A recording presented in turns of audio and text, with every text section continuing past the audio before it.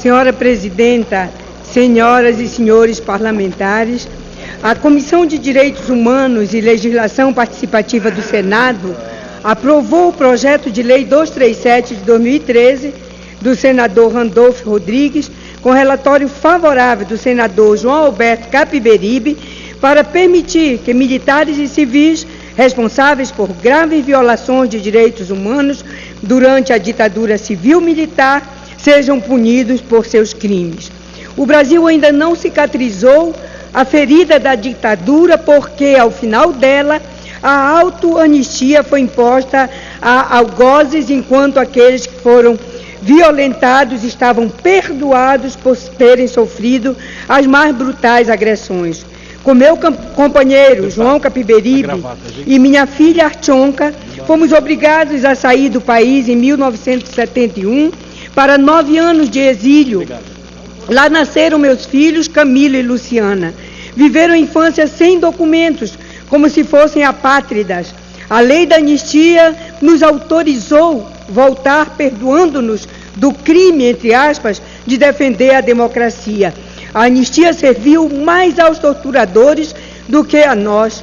Foi imposta pela ditadura e aprovada por um Congresso que não representava os brasileiros. Foi a imposição das armas sobre o povo que queria a democracia. Não houve pacto. Essa lei anistiou aqueles que cometeram barbáries em nome do Estado brasileiro, num regime cuja origem é a força bruta, que destituiu a serviço das elites agrária, industrial e financeira, um governo eleito legitimamente.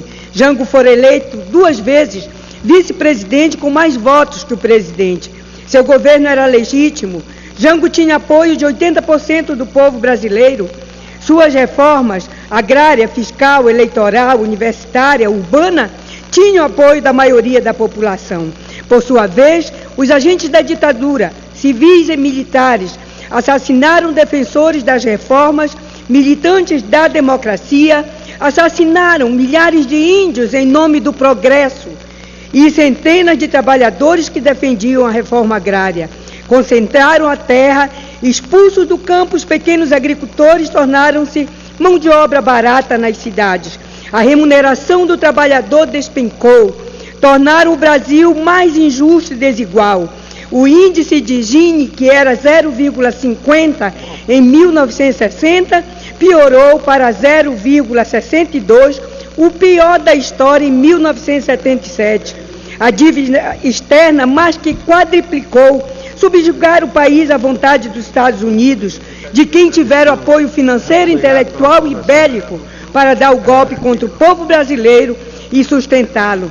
Não há, senhor presidente, prescrição dos crimes cometidos contra a humanidade. A ditadura civil-militar só estará superada quando seus mentores e executores, civis e militares, forem julgados e punidos. A afirmação do senador Capi, relator da matéria na Comissão de Direitos Humanos do Senado, assinala a importância desses julgamentos para definir a sociedade que estamos construindo. Entre aspas, muitos torturadores ainda podem se apresentar como defensores da ordem e não como criminosos, pois jamais foram julgados. Hoje, importa que o país e para toda a humanidade que os crimes contra os direitos humanos sejam punidos, para que a impunidade não estimule a sobrevivência da cultura da tortura e da aniquilação violenta dos adversários políticos. Senhor presidente, julgar e punir pelos crimes cometidos pelos agentes civis e militares da ditadura, quer dizer, pelo Estado brasileiro, é superar o Brasil do atraso, da intolerância, da violência e da exclusão dos monopólios da informação e dos direitos. 50 anos que descomemoramos da ditadura militar no nosso país, merece todos os registros daqueles verdadeiros patriotas brasileiros que fazem a democracia, que lutam por democracia, lutam pelos direitos individuais dos brasileiros. Senhor presidente, eu peço a divulgação desse meu discurso na Voz do Brasil e no Jornal da Câmara. Muito obrigada. Solicito divulgação na íntegra.